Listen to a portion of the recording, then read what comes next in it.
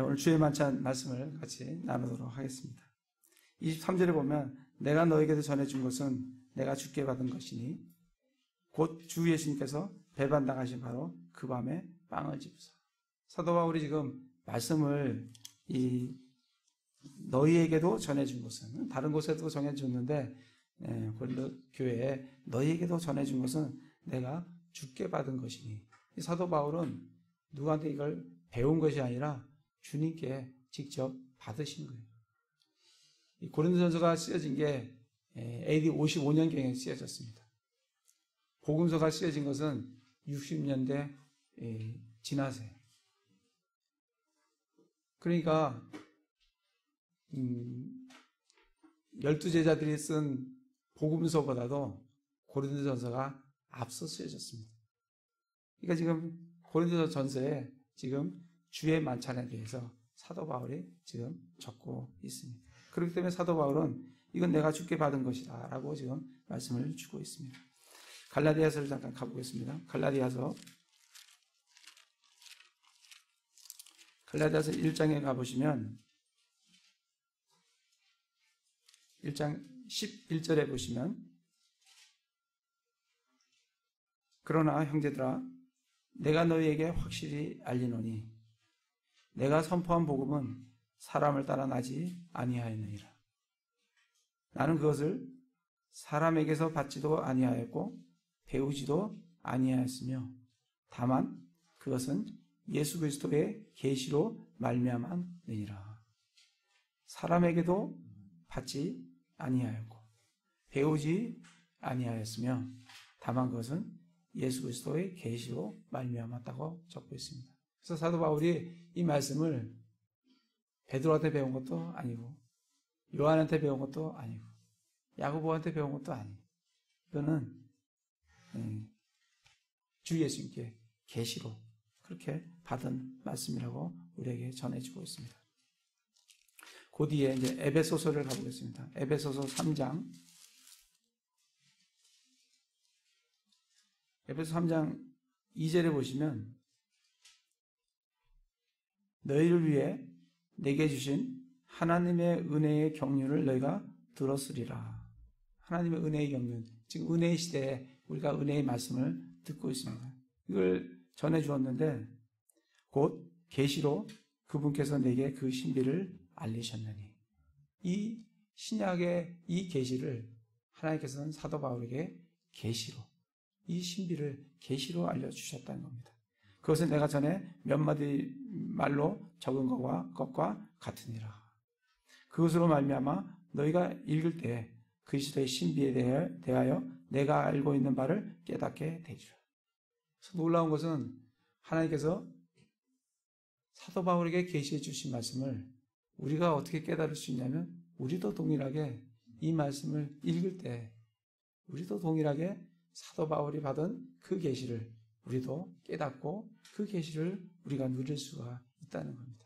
그래서 부지런히 우리가 하나님의 말씀에 우리 자신을 드리고 시간을 드리면 사도 바울이 받은 그 계시를 우리도 동일하게 이 말씀 가운데서 그 풍성함을 누리며 하나님을 알아가며 예수 그리스도를 알아가며 살아갈 수가 있습니다.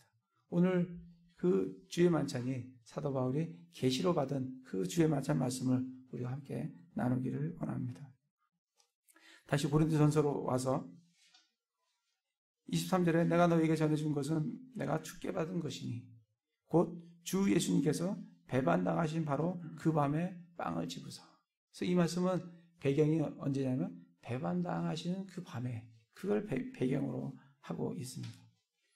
24절 보면 감사를 드리신 뒤에 그것을 떼시고 이르시되 받아서 먹으라. 이것은 너희를 위하여 찢긴 내 몸이니 나를 기억하여 이것을 행하라 하시고, 저녁 식사 뒤에 또 그와 같은 방식으로 잔을 집으시고 이르시되 이 잔은 내 피로 세우는 새 상속 언약이니 너희가 그것을 마실 때마다 나를 기억하여 이것을 행하라 하셨느니라. 이는 너희가 이 빵을 먹고 이 잔을 마실 때마다 주의 죽으심을 그분께서 오실 때까지 보이기 때문이니라. 이런 말씀을 지금 계시로 우리에게 주고 있습니다. 그래서 우리가 한번 예수님께서 배반 나가신 그 밤에 어떤 일들이 일어났는지 그 밤을 배경으로 하고 있으니까 그 밤에 우리가 가서 예수님이 어떠한 죽으심을 당하셨는지 우리가 함께 살펴보면서 우리를 위해서 주님이 어떤 일을 행하셨는지 같이 보기를 원합니다. 마가복음을 좀 가보겠습니다. 마가복음 14장입니다.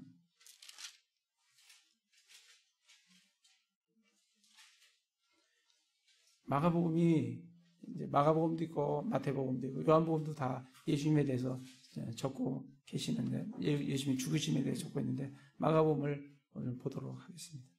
마가복음 14장 1절에 보면 이틀이 지나면 유월절과 무교절이더라. 수제사장들과 서기관들이 그분을 흉계로 붙잡아 죽일 방도를 구하였으나 이틀이 지나면 유월절과 이제 무교절이라고 합니다. 수제사장들이 서기관들과 함께 모여서 흉계를 꾸며서 죽일 방도를 지금 찾고 있습니다. 예수님은 하나님의 아들 그리스도시지만 육신으로 오셨습니다. 그렇기 때문에 사람이 느끼는 모든 감정과 모든 고통과 여러 가지 어려움들을 몸소 다 느끼십니다. 하나님의 아들이시기 때문에 전혀 안 느끼시는 게 아니고 우리와 동일하게 느끼십니다. 그러나 죄가 없으신 분이라고 성경에 기록하고 있습니다. 그렇기 때문에 우리가 느낄 만한 모든 것들을 예수님은 동일하게 느끼십니다. 만약에 여러분이 누가 여러분을 흉계로 잡아 죽일 계획을 여러분이 하고 있다는 것을 알고 있다고 하면 그 알고 있는 그 사실만 하더라도 대단한 공포와 두려움과 굉장히 어려움이 되실 겁니다. 저는 뭐 이런 죽일 방도가 아니더라도 저를 조금 이렇게 어렵게 비난한다고 하는 그것만으로도 마음이 사실 어렵고 힘들 때가 많아요. 뭐 우리가 직장생활 한다든지 사회생활 하다 보면 그런 일들이 뭐 한두 번 있지 않겠습니까? 이럴 때마다 어렵다. 그런데 지금 예수님은 이 수제사장들과 서기관들이 흉계로 꾸며서 붙잡아 죽일 그런 방도를 지금 구하고 있습니다. 14장 10절을 가보겠습니다. 그런데 10절에 보면 12 중에 하나인 가룟 유다가 그분을 배반하여 수제사장들에 넘겨주려고 그들에게 가매 그들이 그것을 듣고 기뻐하며 그에게 돈을 주기로 약속하니 그가 그분을 배반하여 적절히 넘겨줄 방도를 찾더라. 지금 예수님은 3년 반 동안 사역하시면서 12명에게 집중을 했어요. 12명에 집중을 했는데 그 12명 중에 한 명이 예수님을 배반을 합니다. 정말 같이 있던 사람들 중에 한 명이 배반을 하면 거기에 집중했던 그 한 명이 배반하면 그 배신감이라는 것은 상당히 어렵습니다. 지금 사도 바울이 디모데 후서 같은 데 이렇게 보면 사도 바울을 얼마나 많이 따랐습니까? 근데 사도 바울이 로마 법정에 딱 설 때 아무도 사도 바울과 함께 사도 바울을 변론해 주는 사람이 아무도 없었어요. 형제 중에 아무도 없었다. 그런 어떤 배신감 그런 것들을 우리들도 느낄 뿐만 아니라 예수님도 느끼시는 겁니다. 지금 한 명 가룟 유다가 예수님을 배반해서 파세요. 12명이 아니라 다른 사람이 팔았다고 하면 그거야 그럴 수 있다라고 할 수 있지만 3년 반 동안 같이 했던 그 한 명이 예수님을 팝니다. 12절에 보면 누룩 없는 빵을 먹는 첫날 곧 그들이 유월절 어린 양을 잡는 날에 그분의 제자들이 그분께 이르되 선생님께서 유월절 어린 양을 잡수시도록 우리에게 가서 예비하려 하노니 어디에서 하기를 원하시나이까 하며 예수님은 유월절 어린 양으로 오셨어요. 유월절을 제정하실 때 이미 하나님께서는 양과 염소의 그 희생물이 아니라 하나님의 아들 그리스도 그분께서 육신의 몸을 입고 오셔서 그 유월절 어린 양으로 유월절날 양 잡는 그날에 돌아가실 것을 이미 계획하고 계시고 지금 그것을 실행을 하시는 시간입니다. 누룩 없는 빵을 먹는 첫날 곧 그들이 유월절 어린 양을 잡는 날, 유월절 어린 양을 잡는 그날에 예수님이 유월절 어린 양으로 돌아가십니다. 고린도전서에 보면 유월절 어린 양이라고, 유월절 어린 양, 그분이 유월절 어린 양이라고 우리에게 말씀을 전해주고 있습니다. 정말 저는 이제 이거 읽을 때마다 그런 생각이 들어요. 그 예수님이 3년 반 동안, 그 많은 날 동안 하고 날 성전에 가서 가르치셨는데, 뒤에 보시면 그런 말씀이 나와요. 49절을 한번 볼까요? 마가복음 49절.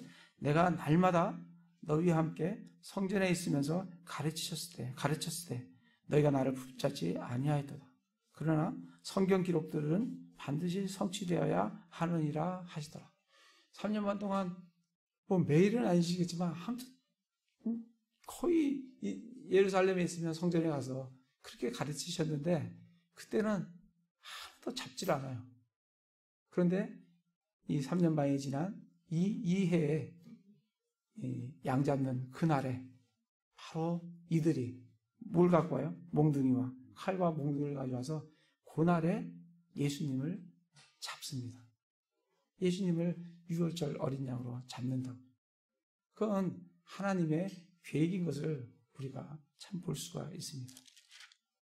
그래서 예수님은 유월절 어린 양 그날에 어린 양으로 십자가에 달리십니다. 17절에 보면 저녁 때에 그분께서 그 12과 함께 가시니 앉아서 먹을 때에 나와 함께 먹는 자가 나를 배반하여 넘겨주리라 하시거늘. 그렇게 이제 유월절 어린 양을 유월절을 지키시면서 먹습니다. 21절에 보면 사람의 아들은 참으로 자기에 대하여 기록된 대로 가려니와. 예수님의 유월절 어린 양이 되셔서 이 어린 양을 잡는 날 돌아가시는 것은 기록된 대로 가시는 거예요. 그래서 그렇게 말씀을 하시는 거예요. 자기에 대하여 기록된 대로 가려니와. 사람의 아들을 배반하여 넘겨준 그 사람에게는 화가 있으리로다 하면서 자기가 배반을 당하실 것을 지금 말씀을 하시면서 22절에 고린도전서에 나오는 이 말씀을 하시면서 주의 만찬을 제정을 하시는 걸 볼 수가 있습니다.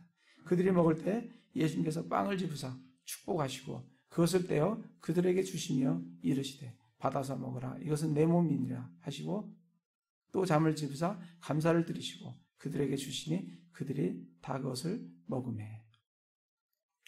이 보시면 그들이 먹을 때 예수님께서 빵을 먼저 집으셨어요. 그리고 축복을 하시고 지금 그런 마음이 생길까요? 지금 수제장들, 대제장과 수제장들이 모여서 계획을 하면서 서기관들이 모여 계획을 하면서 예수님을 죽일 방도를 구하고 지금 가룟 유다는 배신해서 지금 돈 때문에 가서 예수님을 죽일 사람들을 데리고 올 그 시점에 빵을 떼셔서 축복하실 마음이 그런 마음이 생기시군요. 뒤에 보면 그분께서 이러실 때 23절에 보면 그 잔을 집으사 감사를 드리시고 감사가 되시겠냐고 축복이 되시겠냐고 근데 주님께서는 축복하시고 또 감사를 드리셨어요. 그러시면서 하시는 말이 그것을 떼어 그들에게 주시며 이 뗀다는 말이 영어로 브레이크예요. 부순다는 겁니다. 예수님의 몸은 부수어졌어요.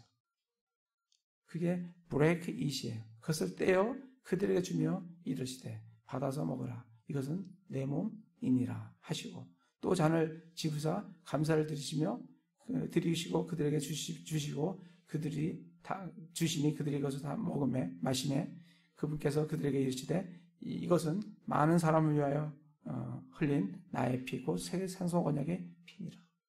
그래서 예수님께서 이 주의 만찬을 정하시고 이 신약의 시대를 여시는 것은 그냥 여시는 것이 아니라 자신의 피로 구약도 짐승의 피로 율법이 제정이 됐어요. 하나님과 사람 사이에 염소와 송아지 피를 뿌려서 그 피의 맹세로 모세의 율법이 정해졌습니다. 근데 이 신약은 그런 염소와 송아지 피가 아니라 자기의 피로, 새 상속 언약의 피로 이 신약이 정해졌어요. 그래서 우리가 예수 그리스도로 피로 우리가 구원받는 것은 뭐 사람의 약속과 뭐 이런 거하고는 차원이 틀린 하나님의 아들 그리스도께서 자신의 피로 새 상속 언약으로 그렇게 정해진 말씀인 것을 우리가 알 수가 있습니다. 이제 저녁이 끝나고 27절에 보면 이제 밤이 됐어요. 이 밤에 너희가 다 나로 인하여 실족하리라. 이제 예수님은 다 사람들이 자기를 따르는 12제자조차도 다 실족할 것을 아셨어요. 목자를 치리니 양들이 흩어지리라. 목자인 예수님이 십자가에 달릴 것이니 이제 양들이 다 흩어질 거라고 말씀을 하고 계십니다. 그럴 때 베드로가 나는 실족하지 않습니다. 사람은 믿을 만한 것이 못 됩니다. 사람은 우리가 사랑할 대상이지 믿을 만한 대상이 아니에요. 베드로조차도 나는 아닙니다. 그런데 예수님께서 네가 나를 3번 부인할 거다. 그렇게 이제 말씀을 하십니다. 예수님께서는 12명 제자 중에 한 명은 배신해요. 한 명은 예수님을 3번이나 부인하면서 맹세까지 합니다. 그뿐 아니라 51절에 가보겠습니다. 14장 51절에 보면 50절에 보면 그들이 다 그분을 버리고 도망하니라. 다예요. 그들이 다 모두 누구를? 예수님을 버리고 도망을 합니다. 그러니까 3년 반 동안 예수님이 함께했던 그 제자들 다 도망갔어요. 뿐만 아니라 어떤 청년이 벌거벗은 몸에 아마포를 두르고 그분을 따라가다가 청년들에게 붙잡혔어요. 그러니까 그 아마포를 버리고 그들을 떠나 벌거벗은 채 도망갑니다. 얼마나 두렵고 빨리 도망가고 싶었으면 아마포 다 제껴버리고 그냥 벌거벗은 채로 그냥 도망가는 그게 예수님을 따랐던 사람들의 진 모습이 그렇다는 겁니다. 우리의 모습이 그렇습니다. 그러나 그러한 우리를 주님께서는 우리를 위해서 자기의 몸을 찢기시고 자기의 피를 흘려 주셨다라고 말씀을 하고 계십니다. 그렇게 부인을 해요. 그래서 이러한 때 주님께서 하실 수 있는 것은 기도 외에는 이 시간을 이 밤이 되면 밤이 끝나면 아침 9시에 이제 십자가에 못 박힙니다. 그럼 이제 몇 시간 안 남았죠. 밤이니까 밤이 뭐 12시라고 하면 9시간이 남은 거고 그렇습니다. 근데 이제 기도밖에 없어요. 그래서 겟세마네 들어가셔서 동산에 들어가셔서 기도를 하시는데 33절에 보면 베드로와 야고보와 요한을 데리고 가시면서 그래도 좀 나은 사람들이 베드로와 요한과 야고보 이 세 사람이 나으니까 그들을 데리고 이제 가시면서 비로소 심히 놀라고 몹시 괴로워하십니다. 그러면서 이 34절에 그들에게 이르시되 내 혼이 심히 슬퍼 죽을 지경이니 너희는 여기 머물러 깨어있으라. 사람이 육체적인 고통도 고통이지만 정신적인 고통도 대단한 고통입니다. 지금 예수님께서는 지금 정신적인 고통을 지금 호소하고 계시는 거예요. 내 혼이 심히 슬퍼 죽을 지경이니 십자가에 못 박히는 그 고통도 고통이지만 그 고통 이전에 예수님은 지금 슬퍼서 죽을 지경이에요. 몸이 몹시 괴로워요. 그래서 기도하시면서 36절에 아버지께서는 모든 것이 가능하오니 이 잔을 내게서 옮기시옵소서. 그러나 내 뜻대로 하지 마옵시고 아버지의 뜻대로 하옵소서. 이렇게 기도하지 않으면 그 시간을 견딜 수가 없기 때문에 그렇게 기도하시는 그런 장면을 우리가 볼 수가 있습니다. 돌아왔는데 그들이 자는 걸 보시고 시몬에게 이르되 시몬아 내가 자느냐. 3명의 제자들조차도 자들이라고 하는 그 3명조차도 예수님의 지금 상황이 어떠한 상황인지, 어떤 정신적인 고통을 받고 있는지도 모르는 상황 가운데서 그냥 자고 있습니다. 그리고 그거를 39절에 보면 다시 나가서 기도하셨어요. 그런데 40절에 보면 다시 자요. 그래서 41절에 세 번째 다시 또 기도하시고 오셨는데 이제는 그냥 자라. 이제 그 시각이 왔다라고 말씀을 하십니다. 그러면서 사람의 아들이 배반을 당해 죄인들의 손에 넘겨졌느니라. 예수님은 배반당하는 것도 참 그렇지만 죄인들의 손에 넘겨지시는 거예요. 그러니까 죄가 없으신 하나님의 아들 그리스도께서 배반당해서 죄인들의 손에 넘겨지십니다. 여러분들 아마 조금만 내가 별로 죄가 없는데 누가 나를 무고하게 이렇게 고소해서 한다고 하면 여러분 막 난리칠 겁니다. 왜 내가 이러한 일을 당해야 되냐고. 예수님의 그러한 상황이에요. 배반을 당해 죄인들의 손에 넘겨집니다. 43절에 보면 그분께서 아직 말씀하실 때 곧바로 12 중에 하나인 유다가 왔는데 수제사장들과 서기관들과 장로들이 보낸 큰 무리가 칼과 몽둥이를 가지고 그와 함께 하였더라. 정말 이 칼과 사람만 몰려와도 사실 좀 두려워요. 나를 해치려고 몰려오는 사람들이 사람들만 몰려와도 두렵다. 근데 그 사람들이 여기 보면 큰 무리라 그랬습니다. 큰 무리가 뭘 가지고 와요? 칼과 몽둥이를 가지고 예수님을 잡겠다고 지금 오고 있습니다. 이제 이 가룟 유다가 그렇게 이제 함께 오는 걸 볼 수가 있습니다. 그리고 예수님을 잡아서 53절에 보면 그들이 예수님을 대제사장에게로 끌고 갑니다. 예수님을 이제는 결박해서 예수님을 끌고 이제 대제사장으로 에게 갑니다. 그리고 모든 수제사장들과 장로들과 서기관들이 모여 있어요. 그들은 이 나라의 최고 권력자들이에요. 대제사장이면 모든 것을 신문하고 모든 것을 재판하고 모든 결정을 할 수 있는 권력을 가진 그런 사람이 대제사장입니다. 그들과 수제사장들과 장로들과 서기관들이 모여서 협의하고 지금 재판을 하려고 지금 계획을 하고 있습니다. 잘못된 증인들을, 거짓 증인들을 지금 찾고 있어요. 그러면서 61절에 60절에 보면 너를 대적하여 증언하는 것이 어떠냐 하되 61절에 그분께서 잠잠하시고 아무것도 대답하지 아니하시거늘 대제사장이 예수님에게 묻습니다. 그분께 물으며 그분께 이르되 내가 찬송받으실 이의 아들 그리스도냐. 아주 대단히 중요한 질문을 던졌어요. 대제사장이 내가 찬송받으실 이 하나님의 아들 그리스도냐. 잠잠하던 예수님의 입에서 그거에 대해서 분명히 대답을 합니다. 예수님께서 이르시되 내가 그니라. 내가 바로 찬송받으실 이의 아들 그리스도 예수님이다. 이렇게 말씀을 하십니다.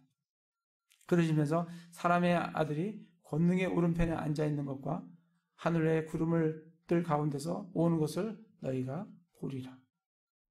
이제 올려져서 권능에 앉아있고 나중에 다시 재림하실 것을 너희들이 보게 될 거다라고 말씀을 하고 계십니다. 그러한 분이 지금 배반을 당해서 죄인들의 손에 넘겨져서 사람인 대제사장과 수제사장들에게 지금 신문을 지금 받고 있습니다. 그들이 64절에 보면 그들이 다 그분을 죽을 죄로 정죄하고 어떤 자들은 그분께 침을 뱉기 시작해요. 얼굴을 가리고 주먹으로 그분을 칩니다. 지금 한국 사회에서 만약에 이런 일이 일어난다고 하면 모르겠어요. 어떤 아마 그 사람이 이 재판을 받으러 가면 신문 받으러 가면 대검찰청 앞에 아마 엄청난 많은 사람들이 모여서 데모를 할 겁니다. 예수님께 그런 일을 하는 거예요. 침을 뱉기 시작하고 얼굴을 가리고 주먹으로 치고 이르되 하인들은 손바닥으로 그분을 칩니다. 그리고 66절부터 72절까지는 베드로가 예수님께서 말씀하신 대로 예수님을 3번 부인을 합니다. 그런 어떤 신문이 쭉 끝나서 15장에 가면 아침이 됐어요. 십자가에 못 박으니라. 예수님께서 십자가에 못 박혔다는 거는 한 구절로 끝이에요. 근데 여러분, 정말 여러분 여기 손목에 박혔는지 어디에 박혔는지 저도 잘 모르겠지만 거기에 대못을 한번 박는다고 생각을 하면 어떻게 했어요? 저는 졸도할 것 같아요. 졸도가 아니라 졸도가 안 되겠죠. 너무 아파서 졸도가 안 될 것 같아요. 눈이 뒤집힐 것 같아요. 여기다가 제가 한번 볼펜으로 한번 찔러보니까 진짜 너무 아픈 거예요. 여러분, 저는 이제 주사 맞을 때가 정말 되게 공포스러워요.